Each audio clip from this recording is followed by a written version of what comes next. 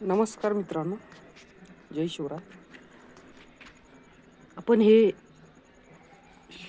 Black gold, ज्याला आपण काळं सोनं म्हणतो, कंपोस्ट खत, ते घरी तयार केलेलं आहे. एक रिकामा चक्का किंवा एक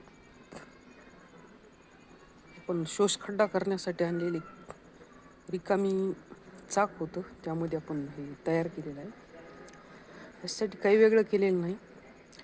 जो आपला घरचा भाजीपाला, त्याचं निघणारं वेस्टेज, फळाच्या साली, शेतातील निघणारे डाळीचे भुसे, ढाळे खाल्ल्यानंतर आपण त्याचा जो राहिलेला भाग आहे तो यामध्ये टाकलेला आहे.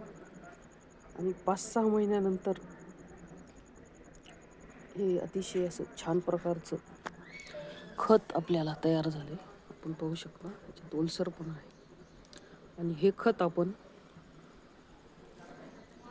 जे भाजीपाला खातो त्यासाठी आपण त्याचा वापर करणार आहोत. यासाठी कुठूनही काही दुसरं आणलेलं नाही. आपल्याकडे जो काडी कचरा निघतो त्यापासून हे ब्लॅक गोल्ड कंपोस्ट खत आपण तयार केलेलं आहे.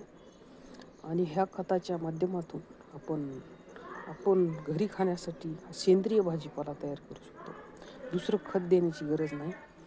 अतिशय छान असं खत तयार झालेलं आहे. आणि आता हे आपण चाळून भरून ठेवणार आहेत. आणि हे वर्षभरासाठी आपल्याला जाते. ह्याच्यामधील जे प्लॅस्टिक वगैरे आहे ते काढून टाकणार आहे आणि हे भरून ठेवायचं आहे. याचा उपयोग आपण नक्कीच हे जे नवीन वांग्याचं लावलेलं आहे रोप, त्यासाठी करणार आहेत. हे बघा, गुळाची भाजी नैसर्गिक आली, यासाठी आपण ह्याचा वापर करणार आहोत. या ठिकाणी जे पांढऱ्या वांग्याचं रोप आहे यासाठी करणार आहोत.